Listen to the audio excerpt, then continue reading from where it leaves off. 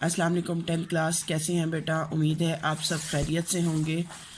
جی بیٹا، آج ہم اپنی حمد کا آغاز کرتے ہیں۔ اسمارٹ سلیبس کے اکارڈنگ جو ہے وہ حمد ہم پڑھیں گے۔ جی، اس کا سلیبس کا حمد کا پہلا شعر دیکھتے ہیں۔ بسم اللہ الرحمن الرحیم سے آغاز کرتے ہیں۔ اسی نے ایک حرف کن سے پیدا کر دیا عالم، کشاکش کی صدائے ہاؤ ہو سے بھر دیا عالم۔ ٹھیک ہے، شاعر کہتے ہیں کہ اسی نے یعنی اس اللہ نے ایک حرف کہا، کن کا مطلب ہوتا ہے ہو جا، سے پیدا کر دیا عالم یعنی دنیا، کشاکش چہل پہل، صدائے آواز، ہاہو یعنی شور۔ شاعر کہتے ہیں کہ اسی اللہ نے یہ ساری دنیا بنائی ہے، ساری دنیا کو تخلیق کیا ہے، اور اس کو زیادہ وقت نہیں لگا یہ دنیا تخلیق کرنے میں۔ اس نے صرف ایک لفظ، ایک حرف کہا، کن یعنی ہو جا، اور فیکون ہو گیا، یعنی یہ ساری دنیا وجود میں آ گئی۔ کشاکش کی صدائے، چہل پہل کی، پھر اس دنیا کو جب اللہ تعالیٰ نے بنا لیا تو اس دنیا میں جو ہے اس کو خوبصورتی بخشنے کے لیے اس میں بہت سی چیزیں، اس میں چہل پہل اور شور شرابے سے اس کو بھر دیا۔ اگر یہ دنیا ویران ہوتی اور تو کسی کو بھی یہ دنیا اچھی نہ لگتی اور کسی کا اس میں دل نہ لگتا۔ نظام آسمانی ہے اس کی حکمرانی سے، بہار جاودانی ہے اس کی باغبانی سے۔ نظام آسمانی یعنی آسمان کا نظام، اس کی حکمرانی سے یعنی اس نظام، آسمان کا نظام جو ہے وہ اسی کی حکمرانی سے چلتا ہے۔ آسمانی نظام ہو، اسی کی حکمرانی ہے، اسی کا حکم چلتا ہے، کسی دوسرے کی مجال نہیں کہ وہ دخل اندازی کر سکے۔ بہار جاودانی یعنی ہمیشہ رہنے والی بہار، کبھی نہ ختم ہونے والی، اسی کی باغبانی سے یعنی اس دنیا میں جتنی بھی بہاریں ہیں، جتنی بھی رونقیں ہیں، اسی کی باغبانی ہے، اسی کی وجہ سے ہی یہ دنیا جو ہے وہ پر رونق ہے، اس میں مختلف چیزیں ہمیں نظر آتی ہیں۔ شاعر حفیظ جلندری اس شعر میں کہتے ہیں کہ اللہ تعالیٰ کی جتنی بھی تعریف کی جائے وہ کم ہے۔ اس کائنات کا سارا نظام اسی کے حکم کے مطابق چل رہا ہے۔ وہی اکیلا ہے جو اس ساری کائنات کا خالق اور مالک ہے۔ سورج کا اپنے وقت پر نکلنا، غروب ہونا، سیاروں کا اپنے مداروں میں گھومنا، یہ سب اسی کے حکم کے محتاج ہیں۔ اسی کی بادشاہی صرف آسمان پر ہی نہیں بلکہ زمین پر بھی ہے۔ اس کے حکم سے زمین میں ہمیشہ رہنے والی بہار آتی ہے۔ شاعر کہتے ہیں کہ یہ زمین ایک باغ کی طرح ہے جس کا مالی اللہ تعالیٰ ہے۔ اس کے سوا بھلا اور کون ہو سکتا ہے اور کس کی ذات ہو سکتی ہے جو اس دنیا کا نظام چلا سکے۔ ٹھیک ہے، اگلا شعر دیکھتے ہیں، شعر نمبر 3۔ زمین پر جلوہ آرا ہے مظاہر اس کی قدرت کے، بچھائے ہیں اسی داتا نے دسترخوان نعمت کے۔ پہلے معنی دیکھ لیتے ہیں۔ جلوہ آرا ہونا، ظاہر ہونا، مظاہر نظارے، داتا عطا کرنے والا۔ شاعر حفیظ جلندری کہتے ہیں کہ اس دنیا میں جتنے بھی نظارے ہیں ان سب سے اس کی قدرت، اس کا جلوہ ظاہر ہوتا ہے۔ بچھائے ہیں اسی داتا نے، داتا کہتے ہیں عطا کرنے والے کو، اسی داتا نے بچھائے ہیں ہمارے لیے کھانے پینے کی مختلف چیزیں، دسترخوان، نعمت کے دسترخوان اسی نے سجائے ہیں۔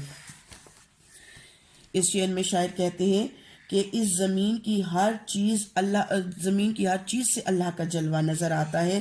اس کی بنائی ہوئی ہر چیز اس کی قدرت کا منہ بولتا ثبوت ہے۔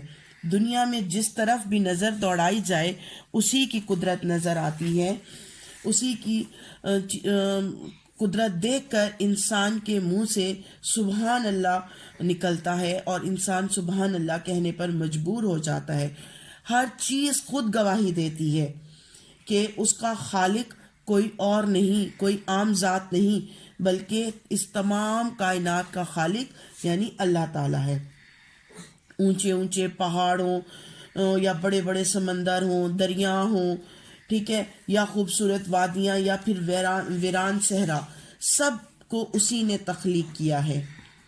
وہی سب کو عطا کرنے والا ہے، وہی سب کو روزی دینے والا ہے، وہی سب کو غذا دینے والا ہے۔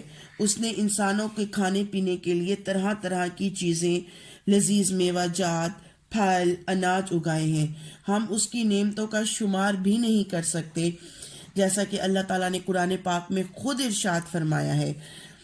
ترجمہ ہے اس کا، اور تم اپنے پروردگار کی کون کون سی نعمتوں کو جھٹلاؤ گے۔ شعر نمبر 4 دیکھیں بیٹا۔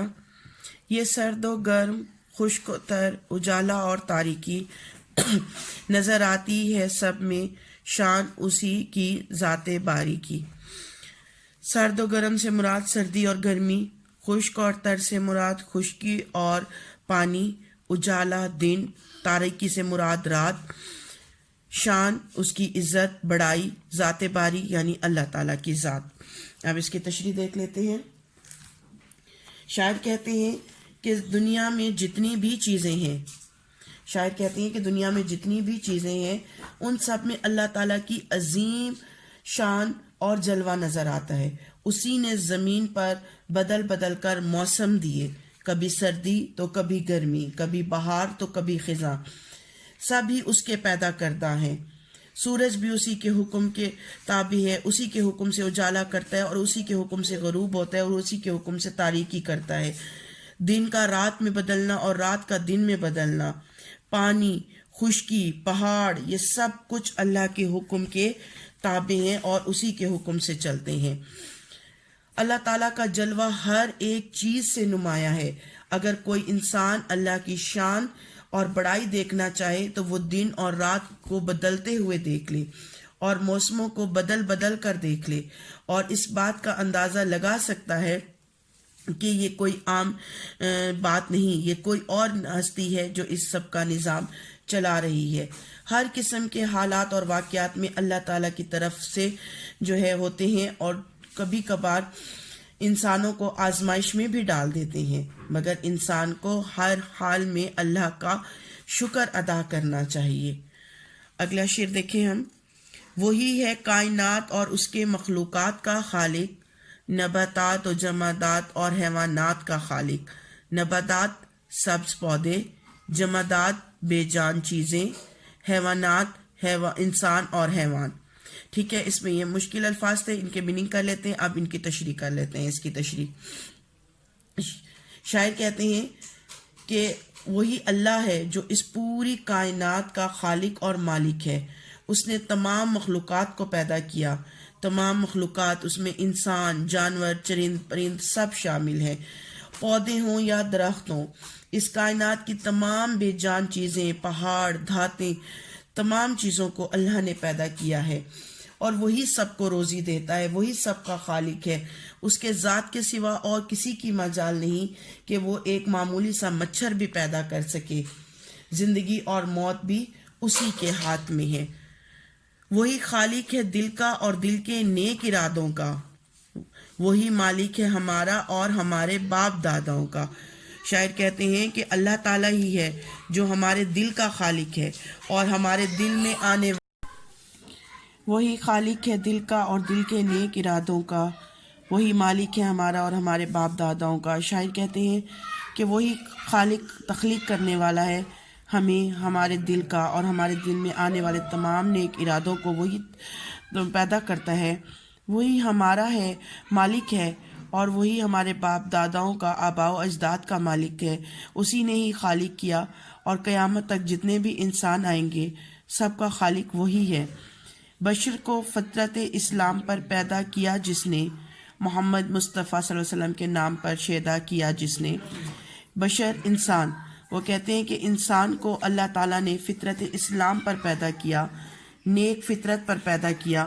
یہ دنیا کے حالات ہیں، یہ دنیا ہی ہے جو اس کو مسلمان، ہندو یا مختلف طبقوں میں بانٹ دیتی ہے، اور پھر اللہ تعالیٰ نے اس انسان کو حضرت محمد صلی اللہ علیہ وآلہ وسلم کے نام پر محبت کرنے والا، اللہ اس کے نام سے عشق کرنے والا بنا دیا۔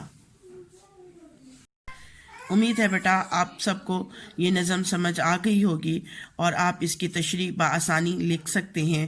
ٹھیک ہے، آج تک کے لیے اللہ حافظ بیٹا، پھر اگلے چیپٹر میں انشاءاللہ پھر ملتے ہیں.